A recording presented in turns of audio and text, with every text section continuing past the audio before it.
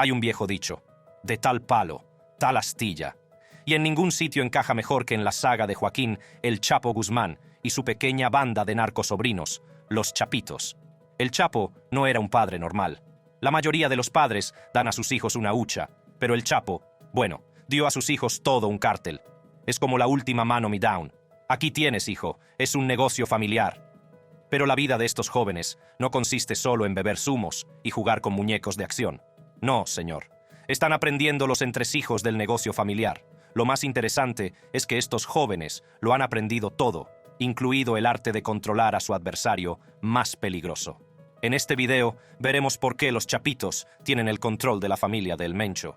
Control y dominio. Joaquín el Chapo Guzmán tuvo muchos hijos, pero solo un selecto grupo de ellos, conocidos como los Chapitos, están en el centro de la actual lucha interna por el control de las operaciones del cártel de Sinaloa. El último miembro que queda de la vieja guardia es Ismael El Mayo Zambada, de 72 años. Ovidio, Iván y Jesús Alfredo se involucraron en las operaciones criminales del cártel de Sinaloa desde muy jóvenes para aprender cómo funcionaba la organización. El principal negocio de los Chapitos es el tráfico internacional de drogas, principalmente de grandes cantidades de cocaína, marihuana y metanfetamina a Estados Unidos, utilizando una amplia red de contactos en toda América Latina. El grupo se ha adaptado a los cambios en el mercado de la droga y se ha centrado en las drogas sintéticas, sobre todo en el potente opioide sintético fentanilo. También se han expandido a mercados fuera de Estados Unidos, especialmente Australia. Los principales territorios de los Chapitos son su ciudad natal en Sinaloa, especialmente la capital, Culiacán, donde ejercen una influencia significativa.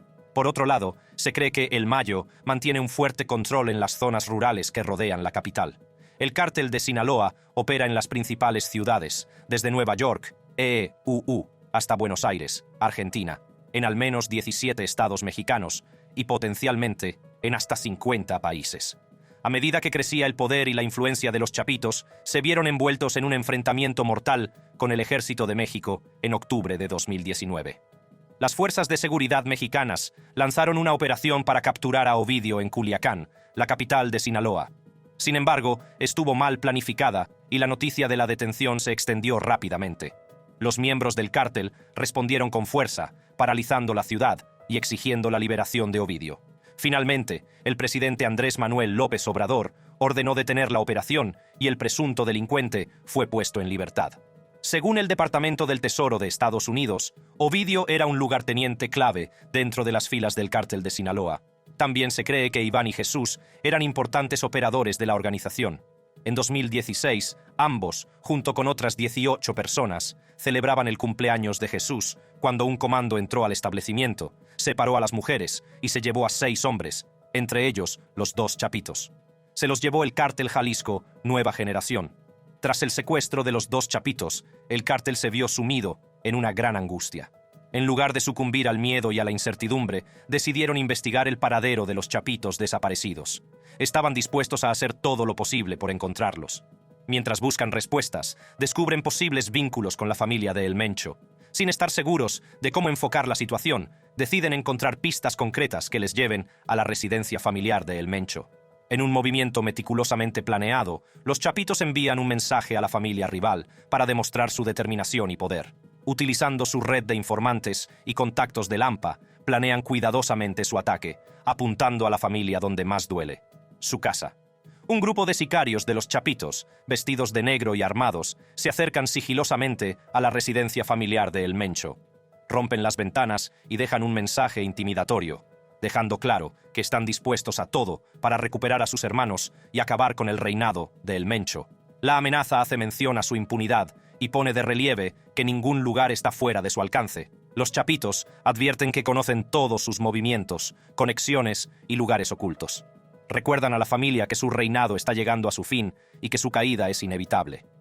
Revelan los nombres de personas cercanas a la familia de El Mencho, demostrando que saben quién está conectado con él.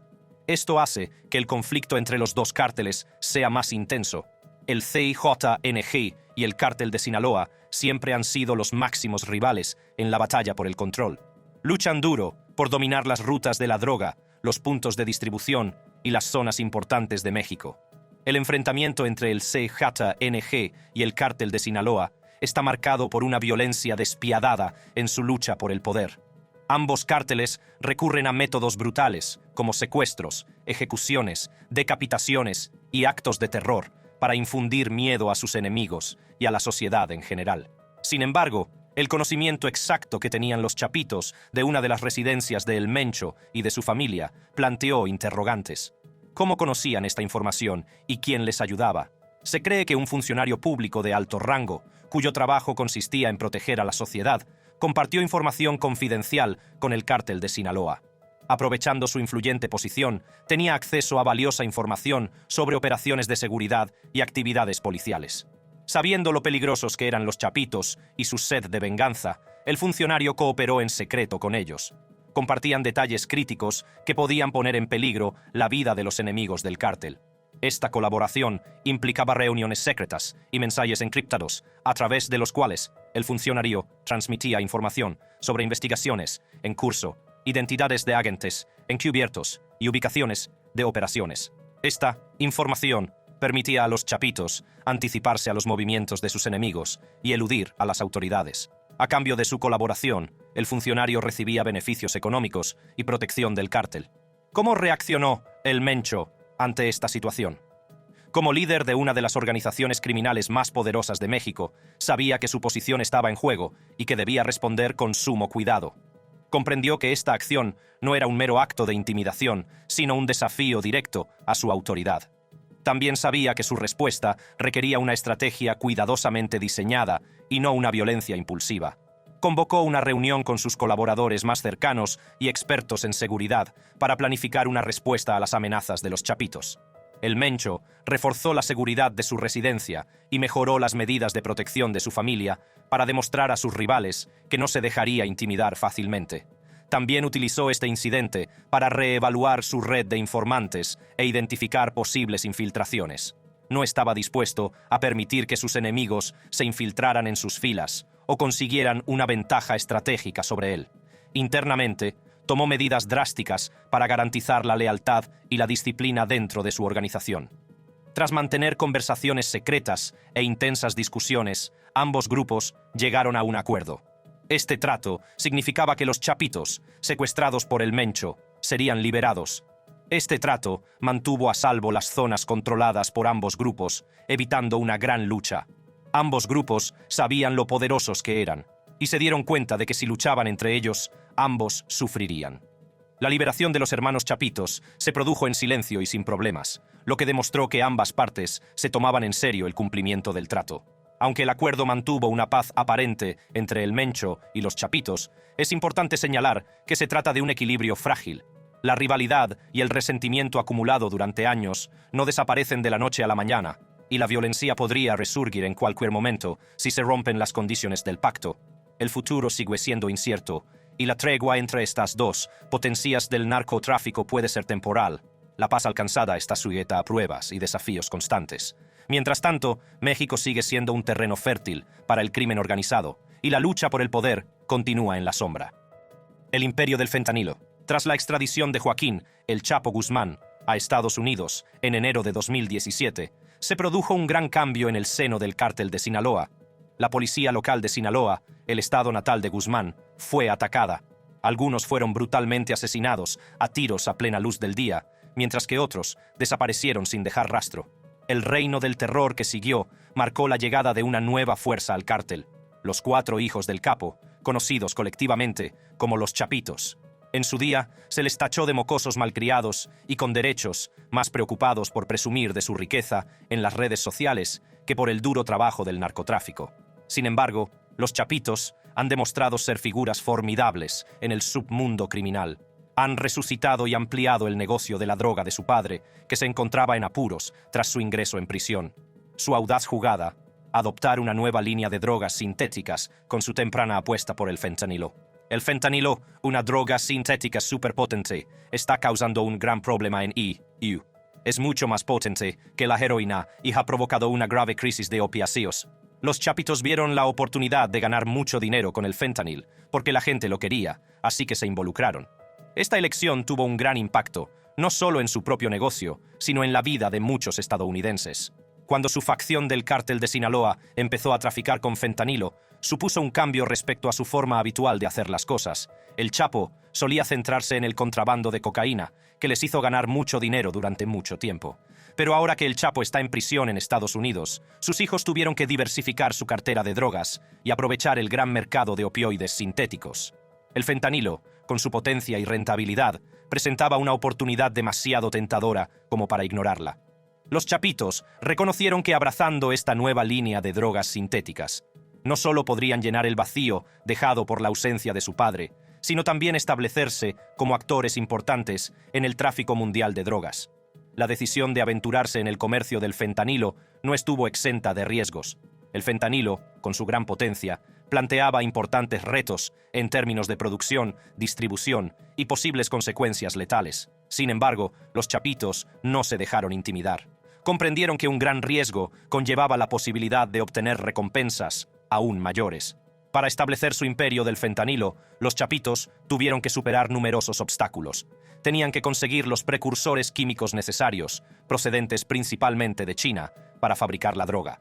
Para ello, tuvieron que construir una red de laboratorios secretos por todo Sinaloa, donde se podía sintetizar el fentanilo.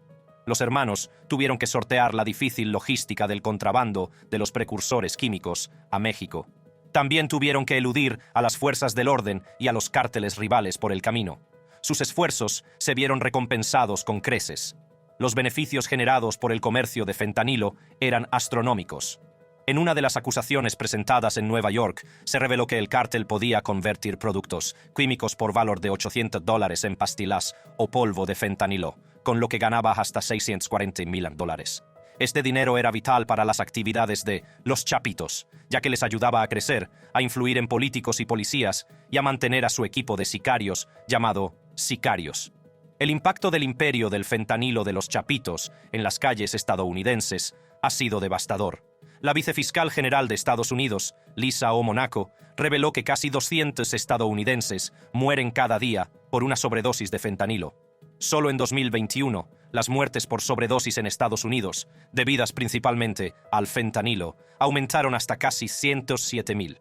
La calculada apuesta de los hermanos por el fentanilo les ha convertido en el rostro de un veneno altamente adictivo que está haciendo estragos en comunidades de todo Estados Unidos. A medida que los chapitos ganaban más influencia en el cártel de Sinaloa, algunos miembros más veteranos dudaban de su capacidad de liderazgo desde que eran jóvenes. Uno de los estrechos colaboradores de El Chapo, Damaso López, era uno de los que dudaban, pero los chapitos demostraron que eran duros e inteligentes. Convirtieron a México en un gran centro de fabricación de fentanilo chino, lo que les dio importancia en el cártel y en el negocio mundial de la droga. Pero no fueron solo sus métodos de producción y distribución lo que diferenció a los chapitos. También reconocieron la importancia de la adaptación en un mercado de la droga en constante evolución. El fentanilo fue solo el principio. Los hermanos diversificaron su línea de productos, explorando nuevas drogas sintéticas que pudieran alimentar aún más su imperio. Una de esas drogas era la metanfetamina, otra sustancia altamente adictiva que contaba con una importante demanda en el mercado. Los chapitos vieron el potencial de esta fuente de ingresos y aprovecharon la oportunidad para ampliar sus operaciones. Crearon laboratorios adicionales donde los miembros de la banda ensamblaban pastillas rellenas de metanfetamina. Su éxito en la construcción y expansión de su imperio del fentanilo no se limitó únicamente a México. Los chapitos reconocieron la importancia de las conexiones y asociaciones internacionales. Forjaron alianzas con otras organizaciones de narcotraficantes, lo que les permitió acceder a nuevos mercados y ampliar su alcance más allá de las fronteras mexicanas. Los agentes antidroga estadounidenses se han enzarzado en una batalla contra los chapitos y su imperio del fentanilo. Las autoridades estadounidenses han presentado cargos contra los hermanos, reconociéndolos como unos de los capos de la droga más poderosos y buscados del mundo. La elevada recompensa de $10 millones por cada uno demuestra lo mucho que quieren atraparlos y lo en serio que se lo toman. Las autoridades afirmaron que la lucha contra los chapitos y su imperio del fentanilo no consiste únicamente en desmantelar una organización delictiva.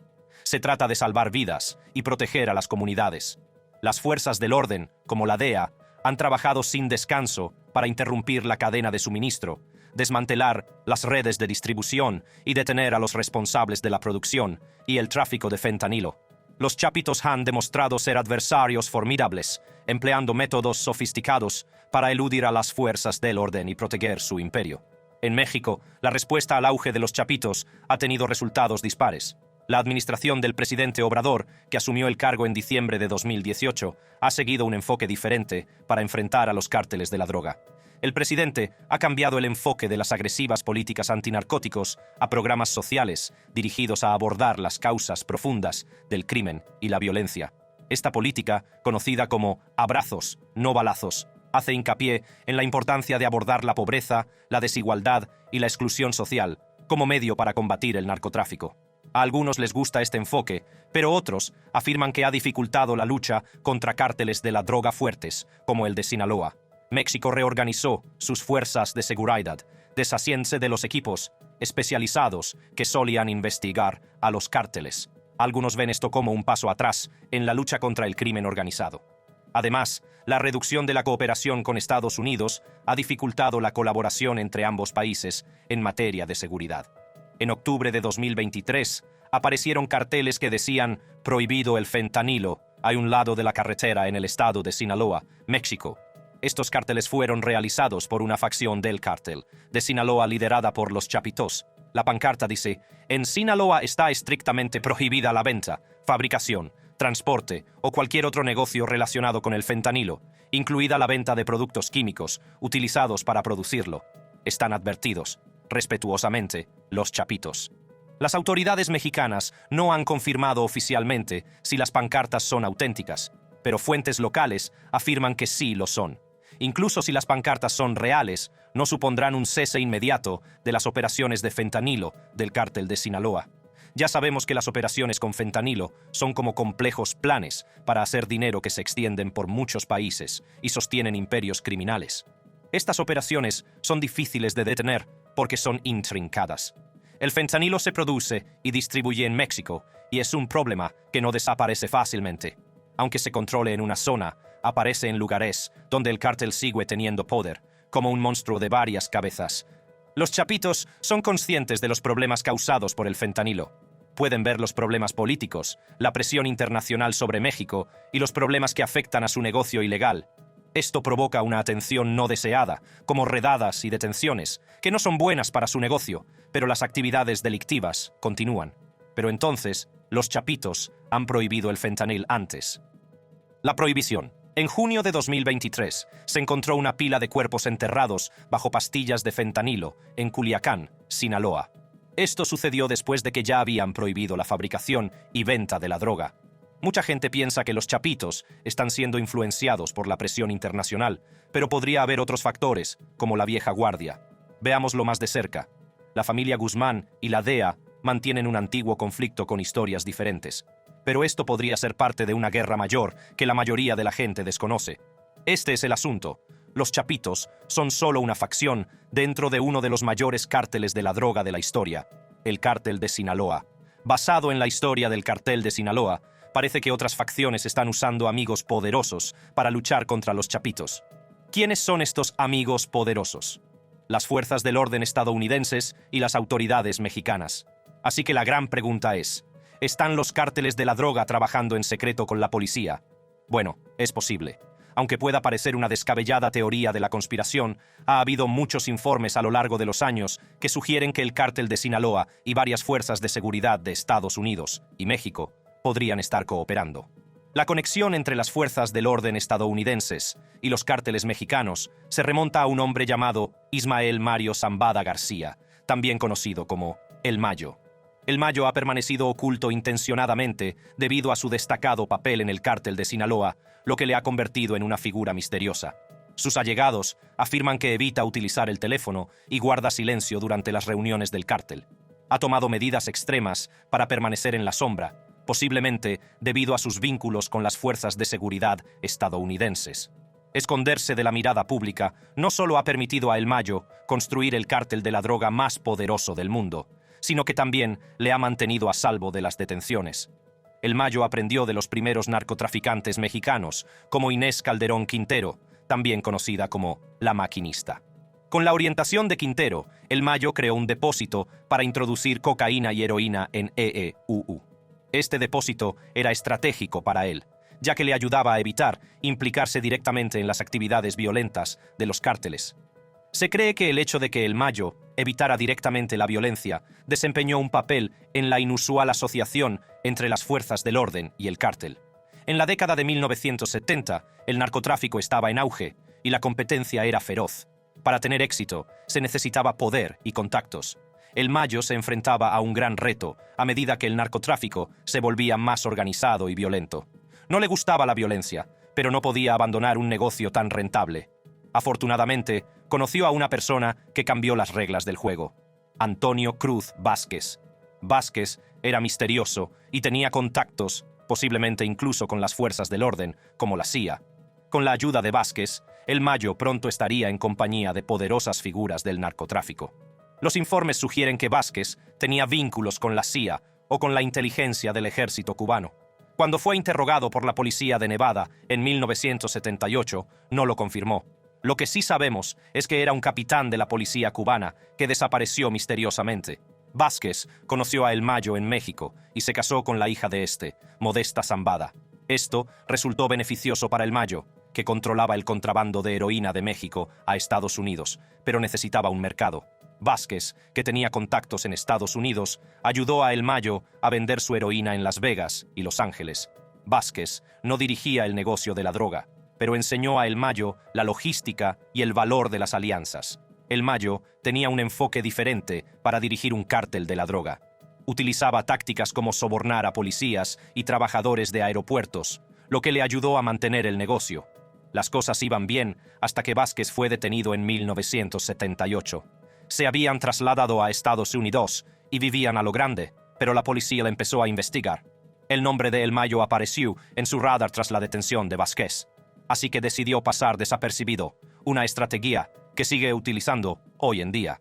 Mientras Vázquez estuvo 15 años en la cárcel, El Mayo se hizo cargo de sus contactos y operaciones.